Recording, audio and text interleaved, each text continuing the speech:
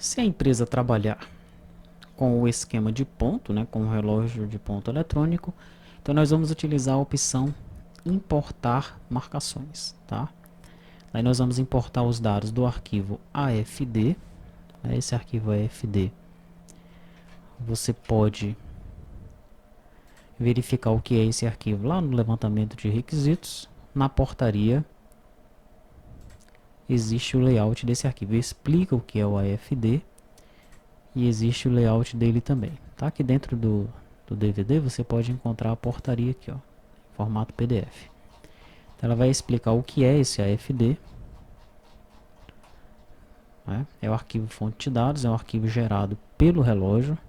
E aqui está o layout dele, tá? O cabeçalho, ele tem 6 registros. O primeiro é o cabeçalho, daí ele tem o registro 2, que é o registro de inclusão ou alteração da identificação da empresa no REP, que é o relógio de ponto.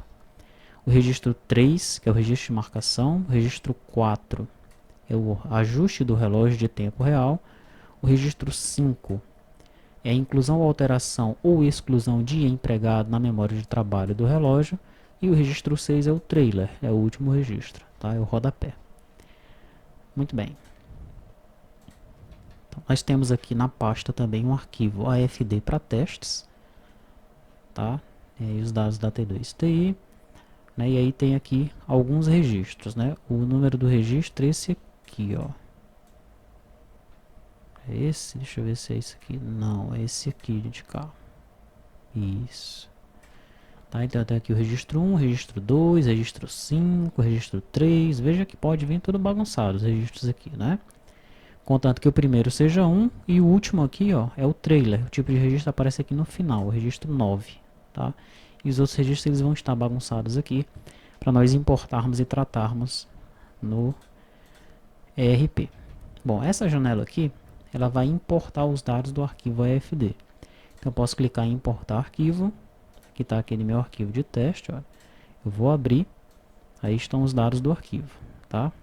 Arquivo sequencial, né? Esse sequencial é esse carinha aqui, ó. Esse é o meu sequencial. 1, 2, 3, 4, 5, 6, tá vendo aí, né? O número sequencial, tá? Aqui o tipo de registro, eu estou tratando apenas o registro tipo 3, né? O que é o registro tipo 3, que nós vimos lá na portaria. O registro tipo 3 é o registro de marcação de ponto, é aquele que eu vou gravar na minha tabela, tá? A data da marcação, a hora da marcação e o PIS do meu colaborador. Clique em confirmar, esses dados serão armazenados dentro da tabela ponto marcação, como você está vendo aqui. A data, a hora, tipo de marcação, tipo de registro e aqui uma justificativa que é utilizado depois, não nessa tela a princípio, tá? Legal, como é que nós fizemos para desenvolver essa telinha aí?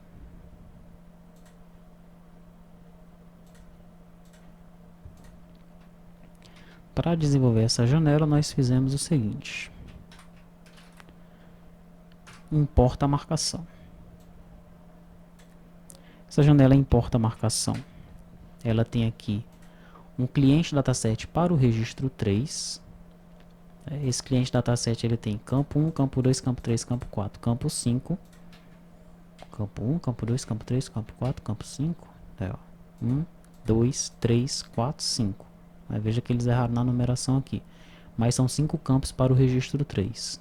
Tá? Então eu carrego os dados aqui nesse cliente dataset e automaticamente os dados são carregados nessa minha grid. Tá? Legal, mas como é que eu estou fazendo esse tratamento do arquivo? Aí é que aparece a história desse ACBR ponto. Né? Esse ACBR ponto não existe numa CBR, né? É um projeto que nós estamos iniciando na T2TI. E no final a gente vai passar para o ACBR para que outras pessoas possam utilizar. Eu não vou entrar em detalhes sobre esse ACBR ponto, porque ele ainda não está completo, tá? Nós temos aqui apenas o arquivo AFD e o AFDT, está faltando um outro arquivo que vai ficar como to-do, e está faltando a unit do componente em si, né? Então nós vamos criar um módulo específico só para explicar como desenvolver um componente como esse, tá? Legal, como base eu peguei aqui dentro de componentes, ACBR, eu peguei o ACBR Path, tá? Peguei o ACBR Path como base, né? Todo tipo de arquivo do ACBR Path, ele tem uma classe pass e uma classe, ele tem um ACBR, por exemplo, o registro D, que é o de Davis lá. Então tem o path D e o path D class, né? O registro é de estoque. Tem o ePass e o eClass Pass, tá? E depois ele tem uma CBR Path Pass, que é o componente em si, tá? Esse que a gente vai criar no módulo específico explicando como fazer um componente desses. Ok, então aqui para o nosso caso, né, eu criei a AFD Pass, né, esse componente AFD, essa classe AFD, essa unit aqui, ela tem todos os registros do AFD, do arquivo AFD. Então eu criei lá, olha, o registro cabeçalho, né, que é o registro tipo 1. E aqui eu não coloquei nos nomes de campos não, tá? Por exemplo, o registro de cabeçalho aqui, ó, o primeiro, ele não diz nem o que é, só diz que tem que ser 000. O segundo é o tipo do registro, então eu poderia chamar aqui F tipo registro. O terceiro é o tipo de identificador, eu poderia ter chamado F tipo identificador. O quarto é o CNPJ ou CPF do empregador, então eu poderia ter colocado CNPJ ou CPF do empregador. Mas eu preferi fazer dessa forma aqui, olha, campo 1, campo 2 até campo 11. Acabou-se, tá? E aqui na frente tem as explicações, né, do que é cada um desses campos. Essa string foi retirada daqui, ok? Então eu crio lá o cabeçalho, né, e aqui eu tenho o create, o destroy, tem inclusive um registro válido se nós quisermos validar esse registro, né? Registro 2 com os seus campos, registro 2 list, para eu criar uma lista de registros 2, registro 3 com os seus campos, registro 3 list, registro 4 list, registro 5 list, registro 6 que é o meu trailer, tá? Depois eu implemento aqui os métodos, da forma como eles devem ser implementados, tá? E eu já tenho aí o meu acbr.afd. Daí eu crio o acbr.afdClass, que é o cara que vai controlar, né, o meu AFD, tá? No AFDClass eu crio um cabeçalho, crio as listas dos registros 1, 2, 3, 4, 5, né, o 1 é o cabeçalho, e crio o trailer. E tem um NSR, que é o meu número sequencial, tá? Tem os procedimentos cria registro e libera registro. Aí tem os procedimentos, escreva o cabeçalho, escreva os registros, escreva o trailer. Meu criar registros, instancio todos os registros e zero os campos do trailer. Porque lá no trailer eu tenho que dizer quantos registros tem de cada um desses aqui, tá? Se nós observarmos aqui no trailer. Ó, quantidade de registros 5, quantidade de registros 4, quantidade de registros 3. Eu vou ter que contar isso, né? Quando eu estiver manipulando esses registros. Então, a princípio, eu deixo eles zerados. E o meu número sequencial aqui numérico, né? Meu sequencial numérico eu também já deixo zerado, tá? Que esse sequencial, ele vai aparecer aqui, ó. Esse sequencial, tá certo? Veja que eu estou fazendo esse controle para o AFD, mas quem gera o AFD é o ponto, é o relógio de ponto, tá? Aqui é como se eu estivesse já preparando, né, o terreno para eu também gerar o AFD da minha aplicação, mas não é necessário. Tá? Eu já vou deixar isso pronto, mas não é necessário fazer isso para o AFD. No entanto, para o AFDT é necessário, né? Então já fica aí como uma cola para fazer o do AFDT, sendo que do AFDT eu também já fiz, tá? Legal, daí eu escrevo o cabeçalho, escrevo o registro 2, escrevo o registro 4, escrevo o registro 5, escrevo o trailer. E aqui eu tenho um método, que é o método processar arquivo, né? Eu aponto um arquivo para ele, tá? E como eu aponto esse arquivo para ele, ele vai ler esse arquivo, vai jogar esse arquivo num string list, e dependendo do tipo de registro, ele vai processar esse registro, né, e vai devolver para mim um ponto AFD. Você deve ter observado que na minha janela, né, naquela janelinha, só foram carregados os registros de tipo 3. Por que isso? Porque eu estou tratando apenas os registros de tipo 3, por enquanto, tá? Legal. Então, como foi que eu carreguei os dados na minha grid? É muito simples. Eu estou utilizando o acbr.afd. Quando eu cliquei no botão importar, eu chamei o Open Dialog lá do FData Module, abri o arquivo. Depois eu chamei o método processar arquivo, aquele método que a gente acabou de ver, né, passando o arquivo como parâmetro. Ele processou o arquivo e me retornou um ponto .afd. Esse ponto .afd, eu recebo ele aqui e com ele eu conto quantos registros 3 existem e dentro de um laço eu vou jogando esses registros no meu cliente dataset. Tá? Foi assim que eu populei o meu cliente dataset. Quando eu clico em confirmar, o que é que acontece? Quando eu clico em confirmar, essa é a minha action salvar, né? Então eu crio aqui um JSON Array, navego pelos registros que estão no meu cliente dataset e vou adicionando um ponto marcação convertido para JSON dentro do meu objeto JSON. No final das contas, eu chamo o método insere do ponto marcação ao controller passando esse objeto JSON.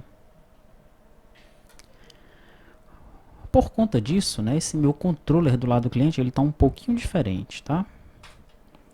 Então aqui, olha, ponto marcação controller, ele tem dois métodos em série. Tá? Ele tem um padrão, que é aquele que eu recebo o ponto marcação em si, e tem um outro, que é o que ele recebe um array de JSON. É esse que eu estou usando aqui, tá? Nós saímos um pouquinho do fluxo padrão, né? Aqui eu recebo, olha, um array de JSON, converto o array de JSON para string aqui no meu datastream e chamo o método put passando esse datastream, tá? É só um pouquinho diferente do outro método, né? Porque o outro método ele recebe o objeto, daí ele chama o método toJSON string do objeto e aí sobe esse objeto, né? Mas aqui eu não estou recebendo mais um objeto, estou recebendo um array de objetos. Por isso que eu tenho que sobrepor, né, esse novo método aqui, criar um outro método em série, tá? Muito bem. O action cancelar, né, que é o F11, que é apenas para fechar a janela. Então vamos aos nossos to-dos, tá? Primeiramente o to-do do importar. Tá? No momento que eu estou importando o arquivo, como é que eu faço para validar o arquivo antes de ele ser processado, né? Porque ali eu estou apontando com certeza para um arquivo AFD. E se o usuário lá apontar para um PDF, um doc, um Excel, seja lá o que for, nós não estamos validando isso. Provavelmente vai ocorrer uma exceção. Vai ocorrer uma exceção no sistema. Como é que a gente faz para validar isso daí? É o que eu estou querendo saber nesse to-do. Aqui no meu salvar eu tenho vários to-dos, né? Tenho logo dois aqui de início.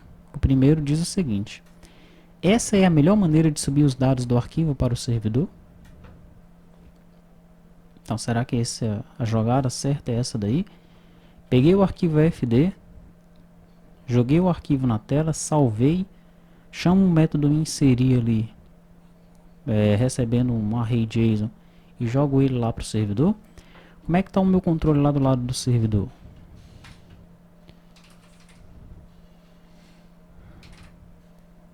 Ponto marcação controle no servidor. Eu tenho um accept aqui, ó. Só que esse accept ele está diferente dos demais, porque agora ele está recebendo um JSON array e não um objeto. Inclusive aqui eu também tenho um to-do. A alteração desse método para receber um array de objetos terá outras implicações? Qual a forma correta de implementação? Veja que essa já estou dizendo que essa não é a forma correta. E qual é? Porque da forma como está aqui, eu não consigo usar os dois métodos em série lá do controle do cliente. Eu só consigo usar um método em série, que é aquele que manda o array. Se eu mandar um objeto, eu já vou ter problemas aqui, porque aqui eu estou recebendo um array. Ó. Não estou testando se é um array ou se é um objeto. Né? E essa já foi a dica para dizer qual é a forma correta de implementação. Né? Bom, o segundo to-do aqui do cliente, porque tem aquele do servidor e você deve considerar ele também, né? Ele pergunta o seguinte: devemos permitir a gravação dos dados sem nenhum tipo de tratamento? Os dados do AFD podem ser tratados? Então o usuário chegou lá, no ponto, no relógio de ponto, registrou várias marcações, né? 12 marcações num dia só. E aí? A gente vai jogar isso tudo diretamente lá na marcação, sem dar nenhum tipo de tratamento, e a gente pode tratar isso? É isso que esse estudo está querendo saber, né? E a gente vai falar sobre isso depois numa outra tela, que é a tela de tratamento do AFD, tá certo? Mas muito bem, vamos continuar aqui com os nossos to-dos. Acima do ID colaborador eu tenho um to-do. Como pegar os dados do colaborador com base no PIS? Por que esse to-do? Porque eu estou jogando o ID do colaborador estático. Eu não tenho o ID do colaborador no arquivo AFD. O que vem no arquivo AFD é o PIS. E agora? Como é que eu faço para saber quem é o colaborador com base no PIS? Nós devemos fazer isso no lado do cliente ou no lado do servidor?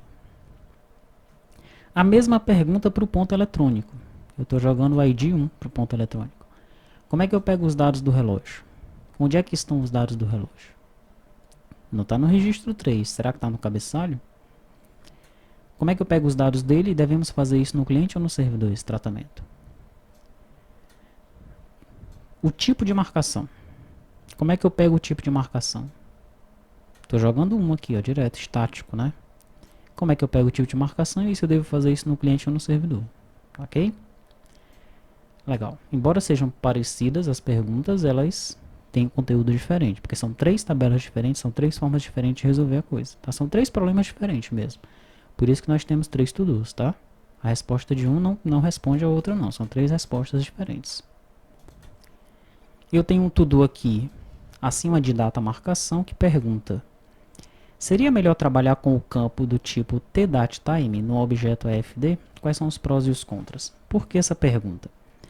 Porque no acbr.afd eu estou tratando todos os campos como string. Tá?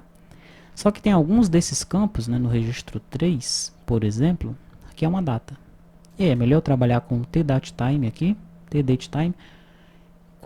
Quais são os prós e os contras de eu trabalhar com tDateTime? Tá? É isso que eu estou querendo saber nesse tudo aqui. E por fim, né, acima aqui do tipo de marcação e do tipo de registro, né, do tipo de marcação, como é que nós vamos saber qual é o tipo de marcação? E como alocar a batida? Lá vem de novo aquela pergunta. Ó.